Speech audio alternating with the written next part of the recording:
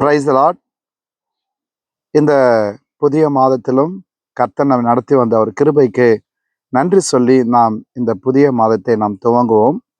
இந்த மே மாதத்திற்கான தேவனுடைய வார்த்தையும் வாக்குத்தத்தமும் ஏசாயா 43 அதிகாரம் 19 வசனம். இதோ நான் புதிய காரியத்தை செய்கிறேன், இப்பொழுதே அது தோன்றும், நீங்கள் அதை அறியீர்களா? நான் வனாந்தரத்திலே வழியையும் அவாந்தர வெளியிலே ஆறுகளையும் உண்டாக்குவேன். வறட்சி நிறைந்த இடத்திலும் தேவன் நம்மை நடத்துவதற்கு போதுமானவர். இந்த கோடை உஷ்ண காலத்திலும் தேவன் நம்மை தாகம் தீர்க்க போதுமானவர். இந்த இடத்துல பார்க்கிறோம், இதோ நான் புதிய காரியத்தை செய்கிறேன். பொதுவாகவே நாம் வழக்கமான ஒரு இடத்துல நம்முடைய வாழ்க்கையை வைத்திருக்கிறோம்.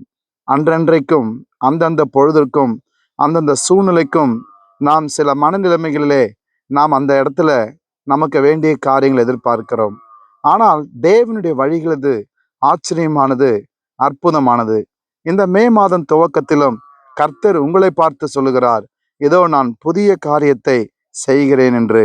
எனக்கு பிரியமானவர்களே, எனவே கடந்த நாட்கள்ல கடந்து வந்த வெறுமைகள், கடந்து வந்த இழப்புகள், கடந்து வந்த சோதனைகள், கடந்து வந்த எல்லா விதமான கண்ணீரின் பாதைகள் எல்லாம் அதையே நினைத்து கொண்டு இருக்க வேணாம்.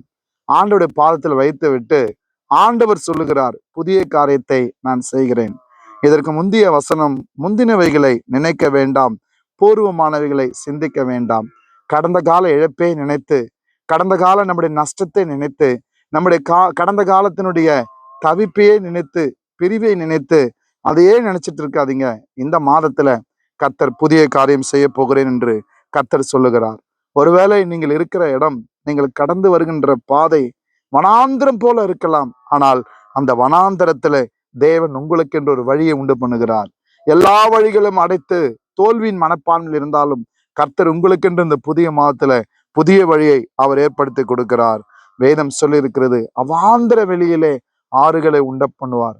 எனக்கு அன்பானவர்களே, சூழ்நிலை நமக்கு சாதகமற்ற இடத்திலும், எல்லாம் பொய்த்து போன இடத்திலும் தேவன் ஒரு புதிய துவக்கத்தில் அவர் துவங்கி ஜெயமாய் நடத்த போதுமானவர். விசுவாசத்துல கர்த்தரை மாத்திரம் பிடித்துக் கொள்வோம். இந்த வார்த்தை உங்களுக்கான புதிய துவக்கத்தை, நீங்கள் எந்த இடத்துல நீங்கள் இழப்பை சந்தித்தீர்களோ, நிந்தையை சந்தித்தீர்களோ, அவமானத்தை சந்தித்தீர்களோ, அதே இடத்துல கர்த்தர் புதிய ஒரு ஆரம்பத்தை தேவன் ஏற்படுத்தி கொடுப்பார். உங்கள் வாழ்க்கையில எழுந்து போனதையெல்லாம் பெற்றுக்கொள்வீர்கள். ஜெபிப்போமா? நல்ல பிதாவே, இந்த புதிய மாதத்துல நீர் கொடுத்த இந்த வார்த்தைக்கு நன்றி. அன்பு தகப்பனே, இந்த வார்த்தையினாலே உம்முடைய பிள்ளைகளை சந்தித்திருக்கிறீர். ஆண்டவரை, புதிய காரியத்தை செய்கிறவர். உம்முடைய பிள்ளைகள் சிந்திய கண்ணீருக்கும் வேதனைக்கும் நிந்தைக்கும் ஆண்டவரே, இந்த மாதத்துல எல்லாவற்றிற்கும் ஒரு புதிய ஆண்டவரே வழியை உண்டு பண்ணி உம்முடைய பிள்ளைகளுக்கு காரியங்களை நீர் ஆண்டவரே ஜெயமாய் நடத்த போவதற்காக நன்றி செலுத்துகிறோம். ஒவ்வொருவரையும் ஆளுகை செய்யும் இயேசுவின் நாமத்தில் பிதாவே, ஆமென். God bless you.